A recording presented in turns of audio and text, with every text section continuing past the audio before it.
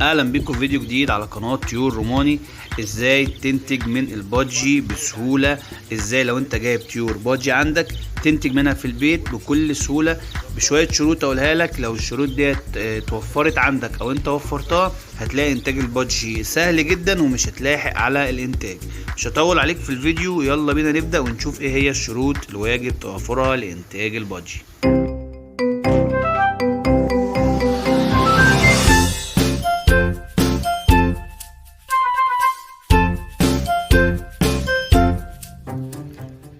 اول شرط معانا من شروط التزاوج في البادجي عشان تكون تزاوج صحيح هو اختيار القفص المناسب والعش المناسب.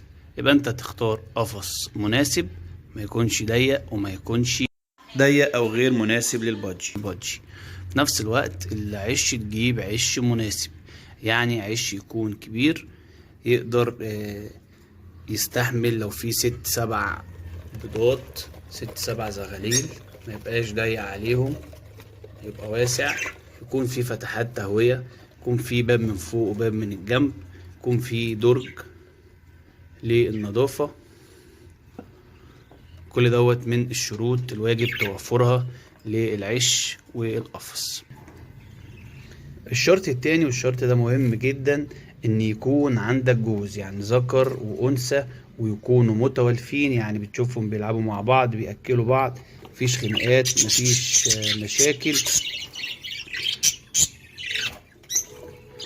ويكون الجوز دوت سنه معدي ال6 شهور، يعني يكون جاهز للتزاوج، ما يكونش الذكر اصغر من الانثى،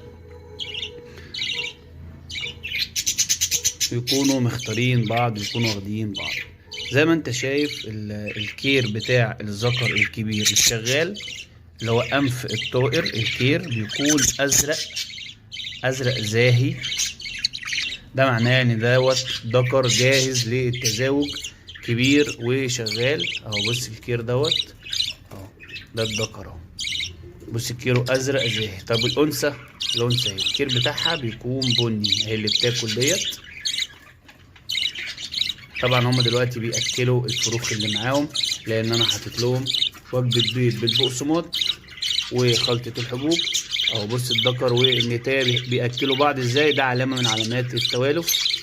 الانثى الكير بتاعها بيكون بني، والذكر بيكون الكير بتاعه ازرق زاهي، ده في معظم طفرات البادجي. يبقى دوت ايه السبب التاني اللي يكون متوافر معاه، يكون ذكر وانثى ويكونوا متوالفين ويكون سنهم كبير، يعني معديين ال6 شهور. في الحالة ديت بيكون التزاوج سليم. بص الانثى الكير بتاعها بني اهو، بسم الله ما شاء الله، معاها بيض ومعاها بيضتين فك اهوت، زغلولين، عمر ايام لسه. بص خايفه ازاي على البيض بتخبيه اه. والذكر بيكون واقف دايما على المكسم بتاع العش، بيقف بالليل حراسه وبيقف بالنهار يلبي طلبات الانثى، عايزه اكل عايزه حاجه، وبيكون مطمئن ليها طول ما هي شايفاه واقف كده، بتكون هي من الحاجات المهمه اللي ابص عليها كويس قوي وانا بشتري الطير. الضوافر بتاعته ورجليه، ما اجيبش طير يكون تعبان، يكون خملان، يكون نافش كده ريشه قاعد هادي. الطير ده بيبقى غالبا بنسبة كبيرة بيكون عيان. اجيب الطير اللي بيتحرك شمال ويمين، اللي نشط، اللي ضوافره سليمة وكاملة، ما يكونش عنده ضوافر ناقص. الموضوع ده مهم جدا في عملية التزاوج، لان الضفر ده هو اللي بيمسك بيه في المكسم ويتثبت كويس وقت التزاوج. فطبعا كل الحاجات دي من العوامل اللي بتبقى سر نجاح تزاوج البادجي. رقم 3 معانا المكسم اللي بنحطه للعصافير. المكسم اللي هو الوقافة اللي بتقف عليها العصافير. المكسم ده اتأكد انه يكون ثابت، ما يكونش متحرك، لان دوت اللي بيتم عليه بنسبة 90% عملية التزاوج. فلو المكسم دوت متحرك هيتحرك وقت عملية التزاوج، فبالتالي هيكون عملية التلقيح مش مظبوطة، فالبيض هيكون فاضي. فنتأكد ان المكسم دوت يكون ثابت. طبعا في ناس بتستبدل المكسم دوت وبتحط مكسم خشب زي اللي قدامك ده وبيتثبت بمسمار كده زي ما انا عامل. في الحالة ديت بيكون المكسم دوت قوي جدا واستحالة اللي هو يتحرك. فالمهم اللي انت تتأكد من ثبات المكسم وبالتالي طبعا ثبات القفص.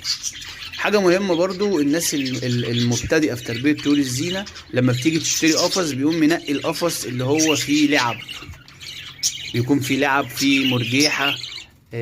طبعا الموضوع دوت بيكون غير مفيد بالمرة في عملية التزاوج، لان لو عملية التزاوج حصلت على المرجيحة طبعا التلقيح بيكون مش مظبوط وبالتالي بيكون البيض فاضي. زائد ان لو الانثى كونت بيض بداخلها يعني جاهزة ان هي هتبيض بيضة وقفت على المرجيحة ممكن البيضة تتحرك من مكانها ويحصل لها احتباس بيضة، وده لا قدر الله ممكن يؤدي لموت النتاية. فنشيل المرجيحة ونشيل اللعب لو انت جايب الطيور بهدف الانتاج. طيب النقطة اللي معانا بعد كده احط ايه جوه العشوش. في البادجي ما تحطش اي حاجة خالص زي ما انت شايف، انا سايب الدرج من غير اي حاجة خالص، يعني يا دوبك شوية نشارة صغيرين جدا ممكن ما تحطهمش وقت ما يكون فيه بيض، يعني وقت ما الانثى بتجهز العش. اهو لو عندك الدرج دوت خشب مش بلاستيك متحطش اي حاجة خالص. عايز تحط شوية نشارة مفيش مشكلة. النشارة بتتحط وقت ما تفقس اخر بيضة ويعدي على عمر اخر زغلول فقس 5 ايام نبتدي نحط شوية نشارة اهو، ده عشان تمتص الفضلات بتاعتهم وعلشان تبقى سهلة في التنظيف بعد كده. كل اللي انت بتقوله دوت انا جبت جوز ذكر ونتاية ومتوالفين والكير بتاعهم ازرق وبني يعني جاهزين للتزاوج ومعديين ال6 شهور ومش مليسين يعني مش مصابين بالسمنة. وكل اللي انت قلته ده انا وفرته وثبت القفص في مكان مناسب بعيد عن اشعة الشمس المباشرة وبعيد عن تيارات الهواء. المكسم ثبته كويس، شلت اللعب، كل دوت تمام. ايه الخطوة اللي اعملها بعد كده؟ هنبتدي بعد كده بقى ننوع في الاكل اللي احنا بنقدمه وندي محفزات. طبعا في محفزات طبيعية ودي طبعا انا بفضلها وبتكون زي الجرجير او البرسيم او الجزر المبشور او خلطة البيض بالبقسماط زي اللي انت شايفها قدامك ديت. طبعا الجرجير بنحط عودين لكل جوز او البرسيم بنحط عودين، الجزر بنبشر جزرة ونقسمها على الجواز اللي عندنا كلها. طبعا خلطة البيض بالبقسماط ما بتتسابش طول اليوم، في الصيف ممكن 4 ساعات وتشيلها عشان ما تفسدش وممكن في الشتاء تستنى 6 أو 7 ساعات وتشيلها. طبعا ما بنحطش بكميات كبيرة للطيور لان هي اكلها قليل علشان بعد كده ما تهدرش وترمي، يعني ممكن نص بيضة تكفي لجوزين. طريقتها طبعا موجودة على قناة طيور الزينة المبتدئين، القناة الرئيسية بتاعتنا، ممكن تخش وتشوفها. طريقة تحضير البيض بالبقسماط او القمح المنقوع. طبعا الجرجير من المحفزات القوية جدا، الفلفل الحامي من المحفزات القوية جدا، ولكن برضو بنشيل البذر بتاعه قبل ما بنقدمه.